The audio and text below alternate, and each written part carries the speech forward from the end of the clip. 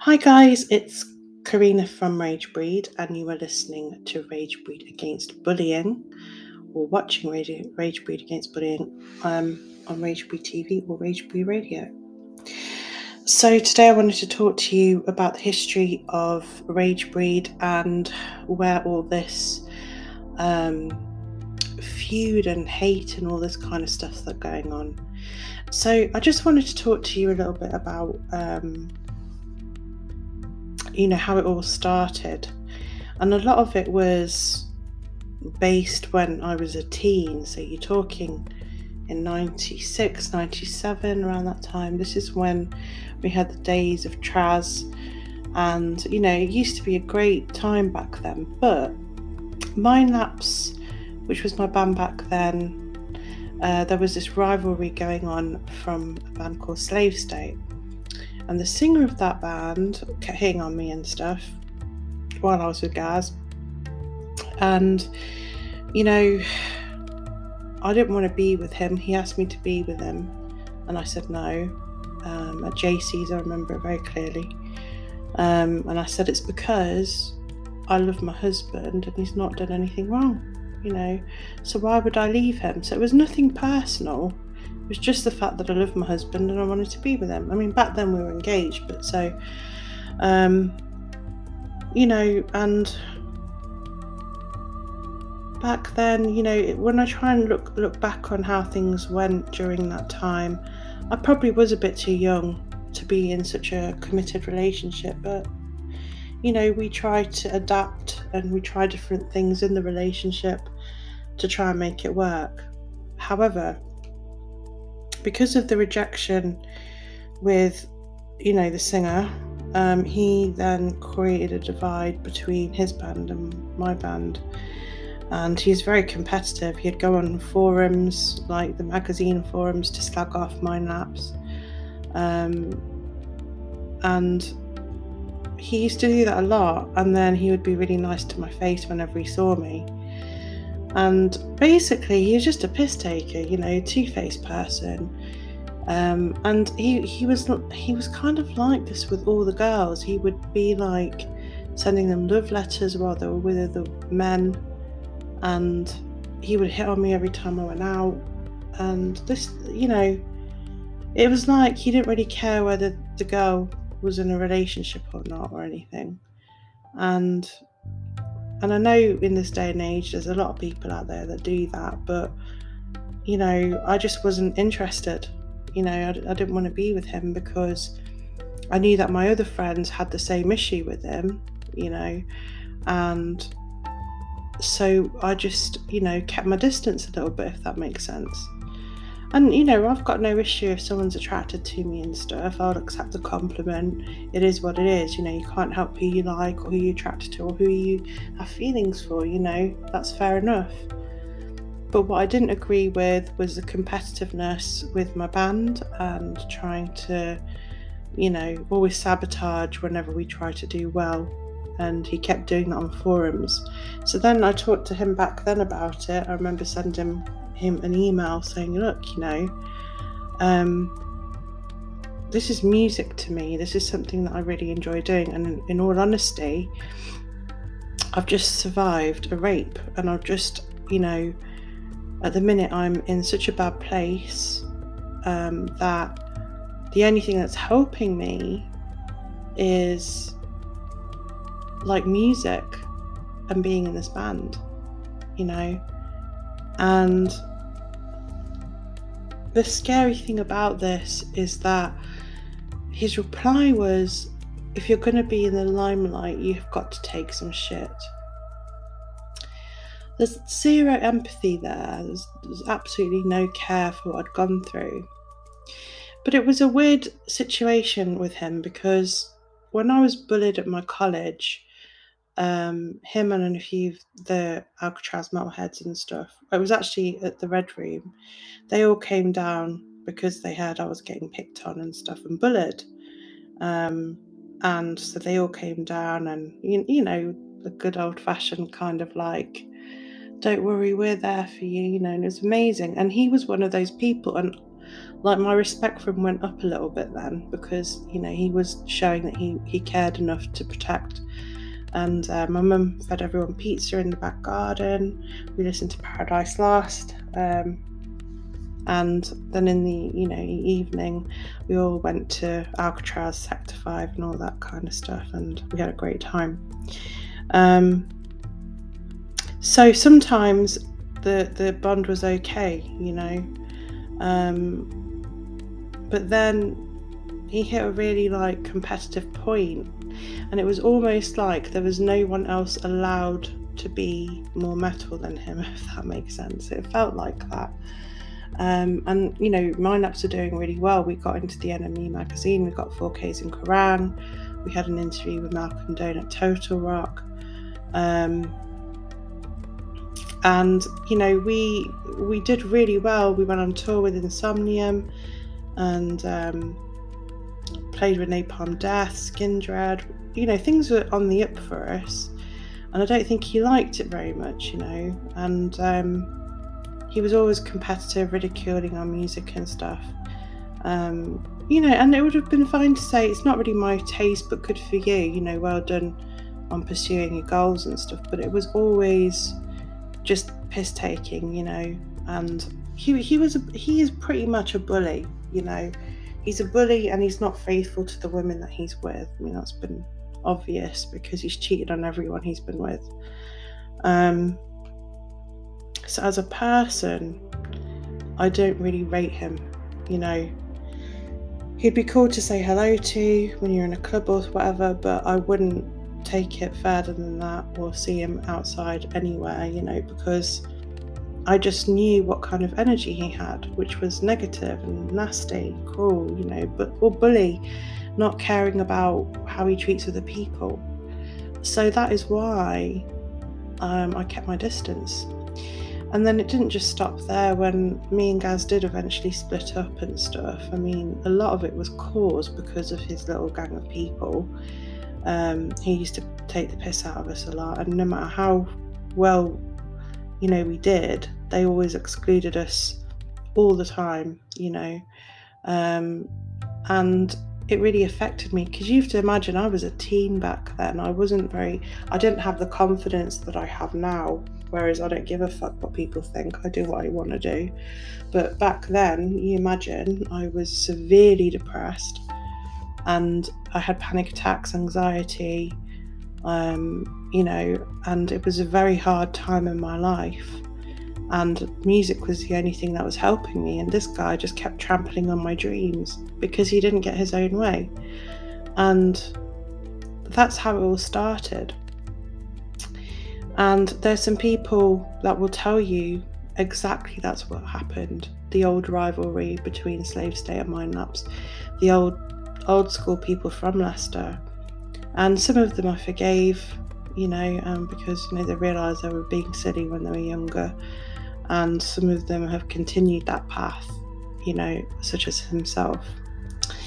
So basically, there was a point where we did actually make up, and that was when he came down to my club night, and, you know, it was all good.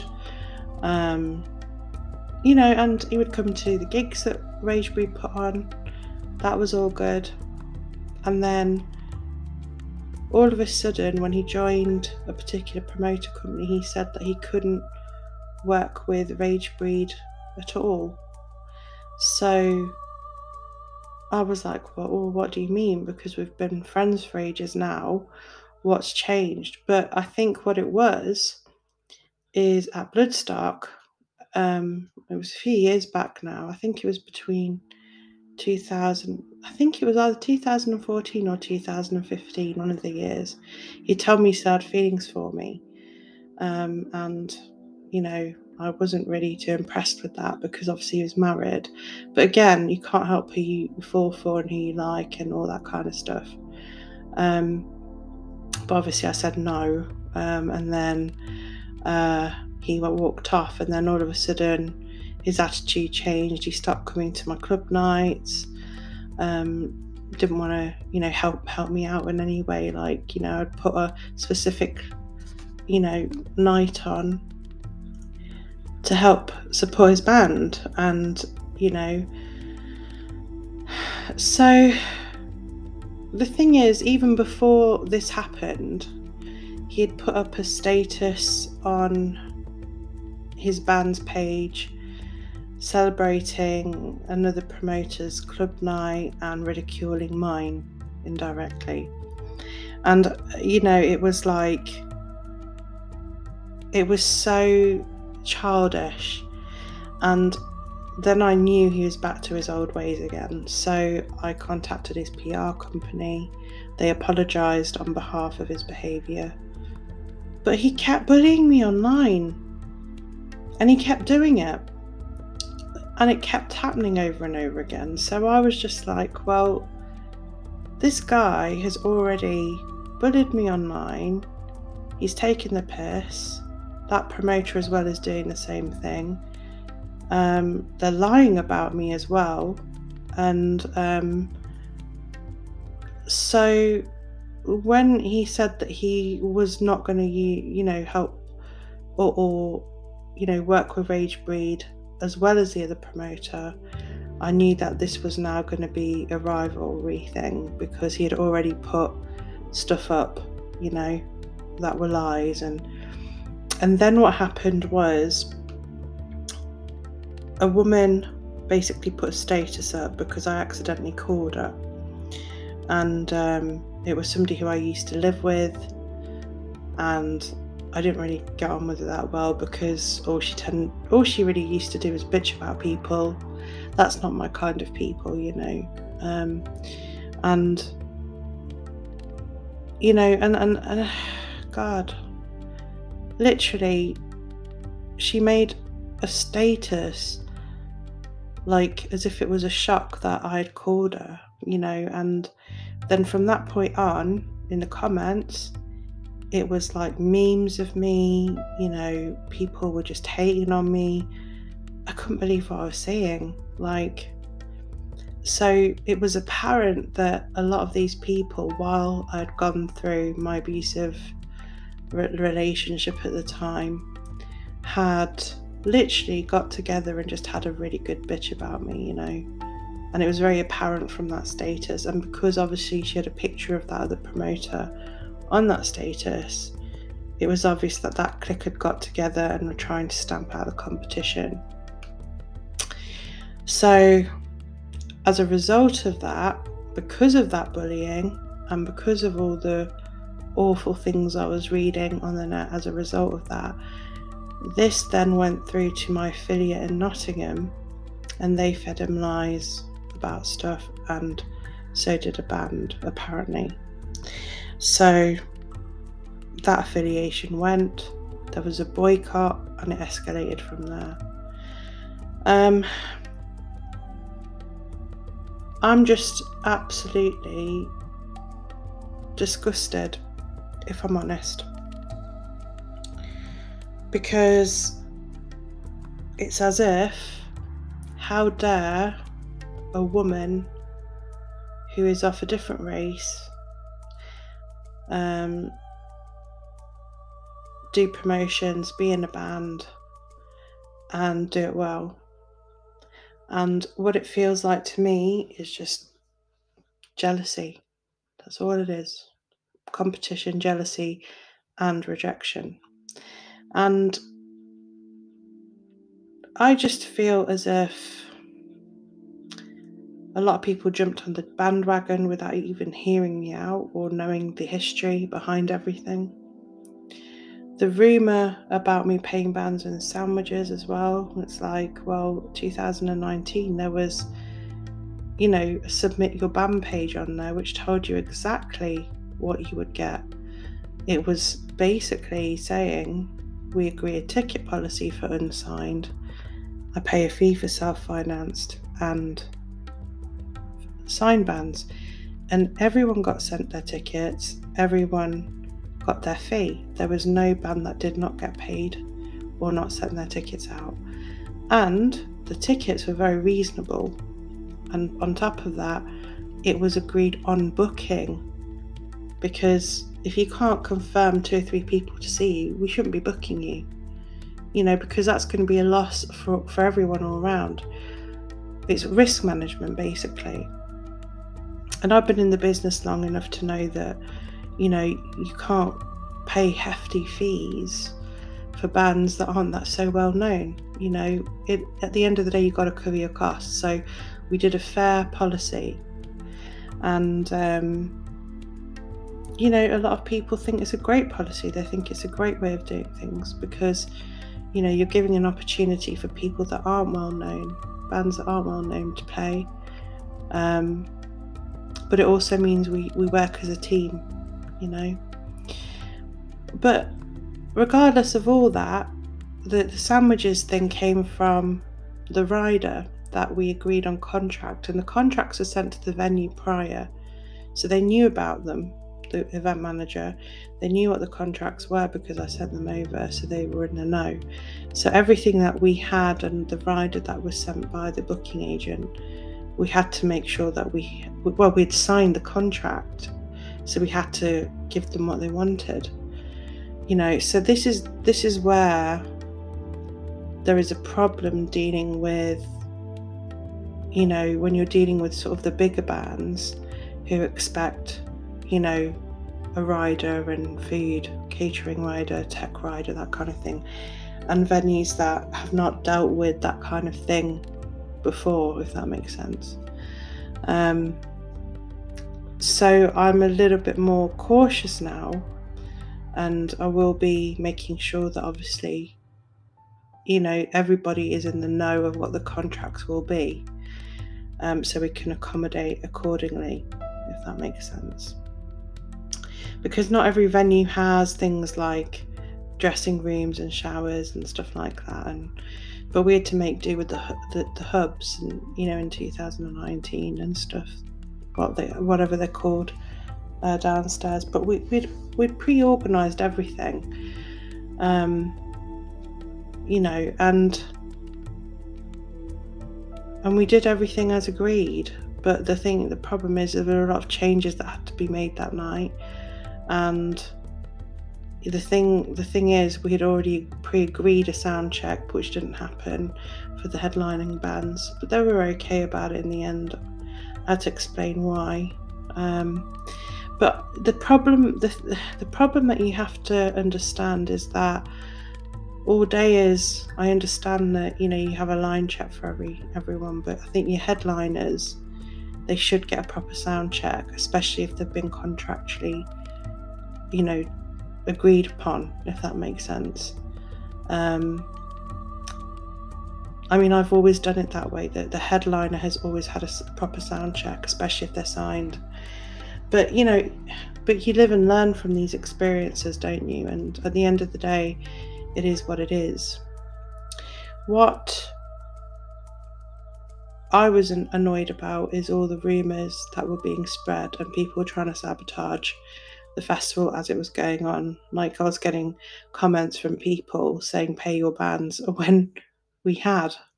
So it is a clear competition boycott, and it's obviously stemmed from Thrax, and unfortunately went to the people over in Nottingham.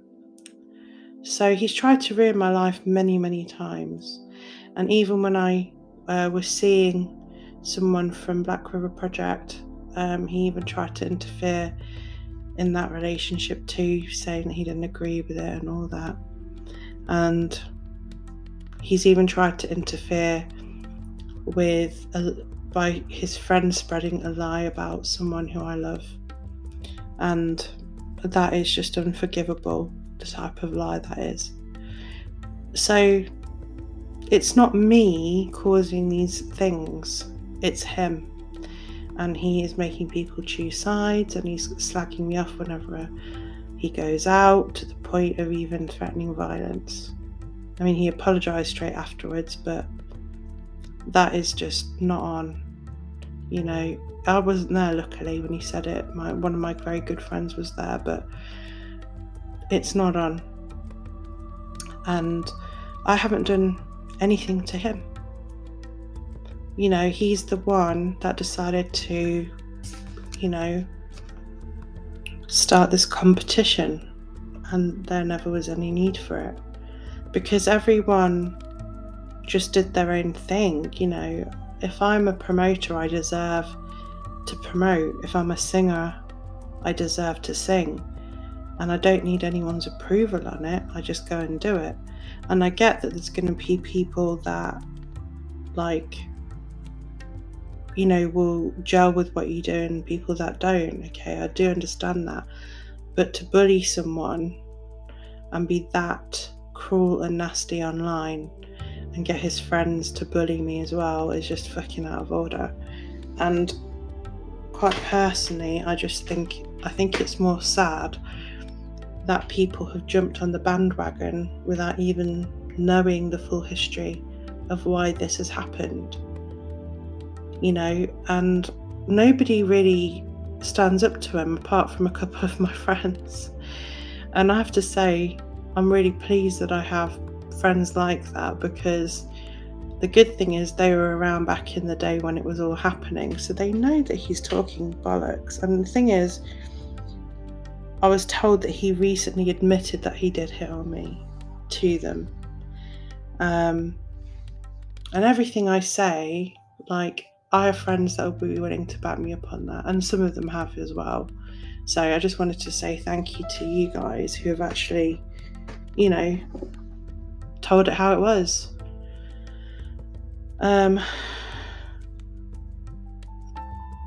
What I would like to see happen is for him just to stay away from me and just stop bullying, because he's just looking really sad. And in all honesty, I mean, it doesn't really affect me because I never see him anymore, and I've blocked him so I don't get to see it. It mainly affects mutual friends, and really, he just needs to apologise and stop being a dick to me. You know, it's that fucking simple. There's no, like, way that I can word that better, because if you're being a dick to me because I turned you down, that's really fucking shit. And if you're even being a dick to me because you think it's okay to lie about me as well, then, like, that's another fucking shitty thing to do. And then starting the whole thing and then getting upset because I have a reaction to it, because I'm hurt, which I would be, especially with your little clique lying about things, which you are doing, and which I can prove, and which I have proven many, many times over and over again. And to have also a friend of yours that has said racist stuff to me, and then sit there and make out you're all holier than thou. Well, obviously you're not. You know, it just astounds me that people can even, from that clique as well, talk about my foundation, that I'm, you know, I'm fake and I'm trying to be white and all this bullshit. I was born in Britain. I have brown skin and blonde hair, right? Okay, and I dye my hair blonde. And my skin colour is naturally olive to, you know, golden brown. And if I want to goth up, I'll probably wear a lighter foundation that day. But if I want to, you know, go a little bit more sun-kissed rock chick, I will do it a bit darker sometimes. And sometimes I contour, so you'll have a bit of lots of different colours in there. And what's the fucking issue? Why has my skin colour got to do with absolutely anything? And why is it okay for black metalers to wear makeup? Are they fake then? Why is it okay for a white person to get their skin colour tanned? Do I say to them that you're trying to be Indian? You're fake? No. I don't fucking say that shit. So you need to understand that this is racist to say to someone that you're trying to be white when all I was doing was gothing up, which I'm pretty sure that a lot of people around the world do goth up. In fact, you've got cosplay where people, paint themselves blue. Do you go to them and say the same thing? No. And that is why it's racism. The same person I saw in a status recently of a girl saying, which was a really sad status because it was one of my friends dying, but he used to hang around this guy. And, I just don't understand why people think it's okay to call someone a puff in this day and age. Like, do you know how many people have to suffer with, like, being gay, and that's a really derogatory word to use, and I know people growing up would say it and stuff, but fucking stop.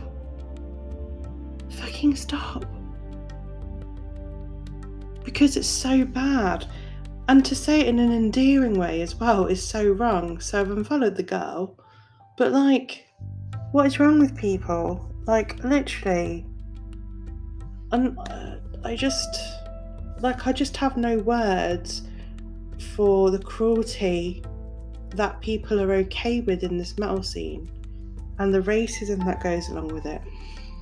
And there's one guy, he told me that I should stop doing promotions, settle down and have children and leave that because it's a man's job.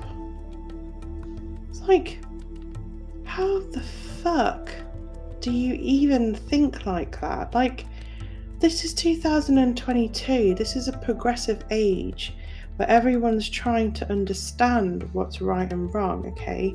So things that you can't help, like your race and your colour of your skin, your sexual orientation, it's wrong because it's something you can't help, and it's called out, you shouldn't be discriminated against.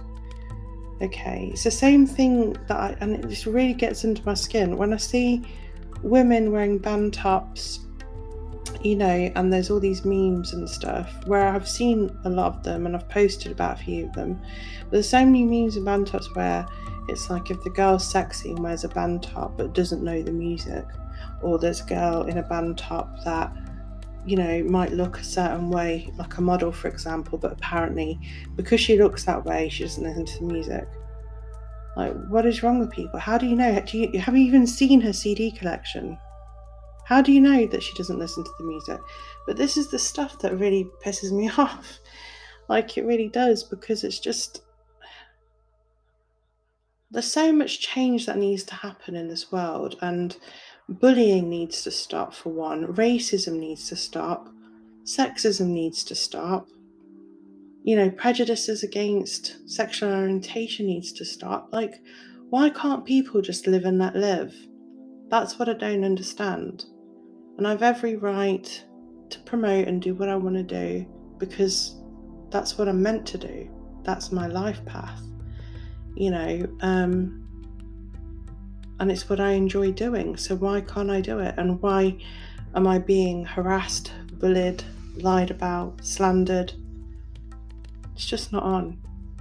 And if people really truly listen to what I'm saying, the people back in the day will know that what I'm saying is real and true because they were there. But it's not on to ask people to choose between myself and him. And that's what, he's been doing. He's deleted mutual friends. And it's such a sad, sad thing. I've deleted my haters, and my life is a lot better for it. I don't have to deal with their shit anymore. I don't have to worry about it. And I don't even really look at the hater page. And the only time when I put myself defensive is now and again, rather than every single day, because I've got more important things to do. I've got a company to run and I need to recruit people. And all they're trying to do is try and sabotage everything I do, And there's actually no reason for it because I haven't actually done anything wrong. I do what other promoters do. I do what the business do. If there was something that I'd done drastically wrong, then use the dispute process. Talk to me. Let me know what I've done wrong. and I'll fix it. I'll try and find a resolution for you. And that's what normal people do. Do you know what made it worse as well? So a lot of what you're seeing, okay, is a lot of guys,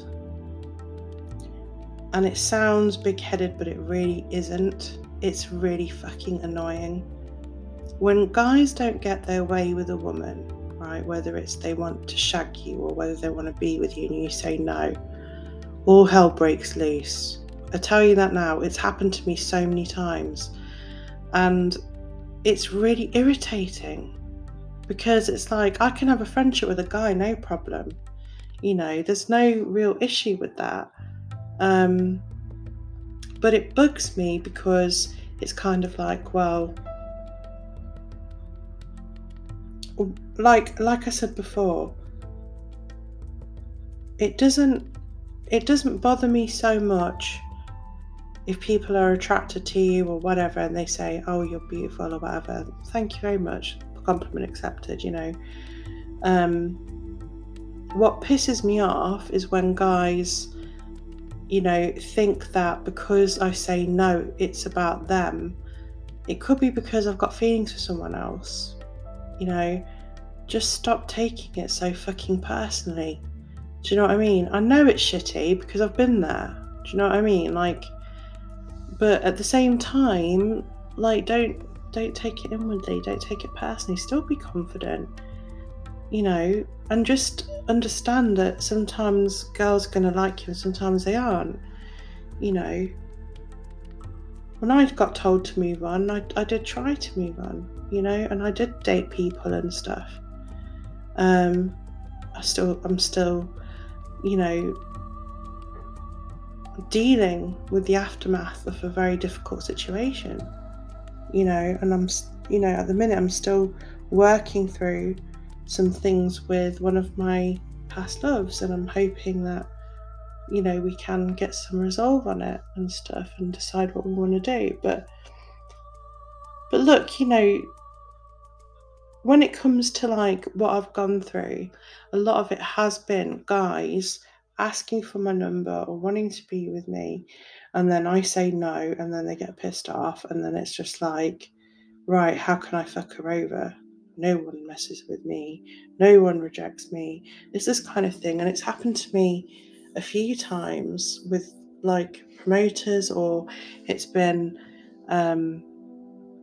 like recently there was a band that wanted to play Ragefest and had decided that he was going to marry me. I didn't know this guy from Adam. I really had no idea who he was, and he was like, well, you've ruined it now, because I asked him to follow a dispute process, not a dispute process, sorry. He wanted to play Ragefest, so I said to him, can you, you know, submit your band through the normal channels? And because I didn't get back to him straight away, he was going off on one, and I was like, hang on a minute, I've got work to do during the day. I will get back to you when I can. Like, you know, oh well, you know, you've not got back to me, and I was just unbelievable. Well, I was going to come and I was going to come down and see you, and I was going to ask you to marry me, and then we could have been together. And I was like, whoa, what the fuck? I don't even know you. This is the kind of shit I get. And it really, really pisses me off, because if I was a male promoter, I wouldn't have this. I would not have this at all. But as soon as you're female, it's like, this is the kind of shit you get. And the thing is, if I was a bit of a slag, great, you know, I could have got on with it, got off with loads of people and stuff, but I'm not. And I'm not interested. Like, I'm literally doing this because I love the music. And I will accept compliments, that's fine, but I'm not out to screw every single guy that tries it on with me, because that's just not who I am, you know? And I just want to make that clear to people, that I'm not someone's shag piece, or someone where I'm wanting to, like, basically I'm a promoter, and I'm a business owner, I'm a life coach. And it doesn't mean to say that I think I'm better than you. I don't. I believe everyone's equal. But I have a right to say yes or no to someone without getting backlash all my life from people that feel they've been screwed over by me just because I said no to them. And that's pretty much what this is about. It doesn't make me a narcissist if I'm a confident empath. I've been there for a lot of people. One of the reasons why I do life coaching is because I'm empathic. The reasons why I've decided to do counselling is because I am empathic. But I'm equally confident, but I'm equally grateful. I'm always grateful for regardless of what happens, good or bad, I'm always grateful because I love what I do. I know that there's a lot of people out there that don't believe what I say, and I know there's a lot of people out there that do. So it's up to you what you want to believe. But at the end of the day, I know women are discriminated against, especially through that clique, and their venom just spread, to other people. And if other people want to accept that treatment's okay, there's something very seriously wrong in our rock and metal scene. Very wrong. Because it's like almost, even when there has been racism, where there's visual evidence of racism, they're saying that I'm lying and making it up. When there's actual visual evidence of racism, when there's police that have actually gone and told that person to leave me alone. There's been sexism where women's posts were taken down because a man was calling her a slag. So all women in band shirts had to be banned. Am I wrong here? Because I don't think I am. I think I've been an equal and human rights person. I'm very proud of that. And I stand up for what is right. And when there's injustice, I will always create my own justice. I will always speak the truth and expose exactly what's happened because it is my right. Okay. There are things I still want to talk about regarding a certain situation with a friend's recent passing, but I'm going to leave it till a little bit later because I feel like it's too close to the bone right now. But I will tell you something. I won't take shit off anyone at all. Never. And you will never dictate to how I do things either. And for all the lies that have been told, I know that these people, the universe will balance itself out and they will get that karma. But until then, I'm just going to keep doing what I'm doing.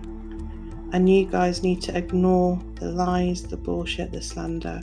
It is just people that are either jealous, vindictive, have believed lies, believed slander, and are punishing me for absolutely no reason. And if there is any kind of valid reason, do it the professional way. Send me an email with evidence attached, and then I will try and sort it out for you. And that's the adult way of doing things, but obviously some people don't know what it means to be an adult. And definitely putting memes up of me and bullying me online is a pretty fucking stupid thing to do. Because believe me, I have no issue exposing anyone who starts to try and bring me down. No issue whatsoever. And the great thing about it is I have a lot of media coverage and I have a lot of international support.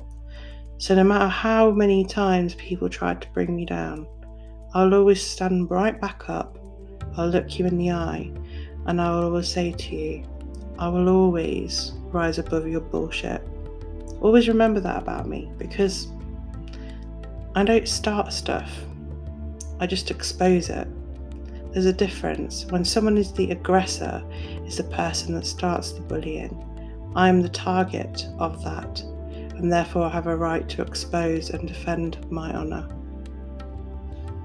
So, thanks for listening, and hope you guys do the right thing and ignore the bullshit and keep supporting Ragebreed. Thank you.